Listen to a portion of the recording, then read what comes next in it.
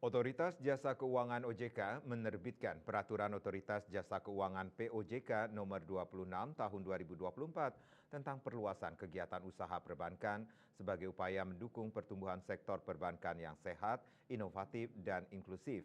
PLT Kepala Departemen Literasi Inklusi Keuangan dan Komunikasi M. Ismail Riyadi di Denpasar menyampaikan penerbitan POJK ini merupakan tindak lanjut atas amanat Undang-Undang Nomor 4 Tahun 2023 tentang pengembangan dan penguatan sektor keuangan.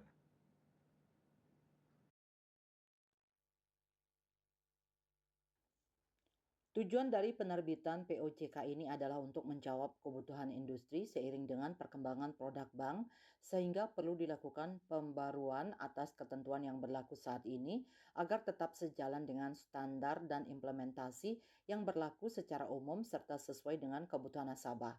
POJK ini mengatur antara lain penyesuaian cakupan perusahaan anak investi bank umum agar selaras dengan Undang-Undang P2SK, kegiatan penyertaan modal oleh BPR atau BPR Syariah, pengalihan piutang oleh bank umum serta BPR atau BPR Syariah, penjaminan oleh bank umum pemanfaatan tanda tangan elektronik TTE dan perjanjian elektronik oleh bank umum, penyelenggaraan kegiatan usaha penukaran valuta asing KUPVA oleh bank dan produk perbankan syariah. POJK ini mulai berlaku pada tanggal diundangkan yaitu 13 Desember 2024. Sedangkan ketentuan mengenai penyertaan modal BPR atau BPR syariah dalam POJK ini mulai berlaku pada 1 Januari 2025. OJK akan terus melakukan pengawasan dan evaluasi terhadap implementasi POJK ini untuk memastikan peraturan ini berjalan efektif dan memberikan manfaat optimal bagi masyarakat serta industri perbankan.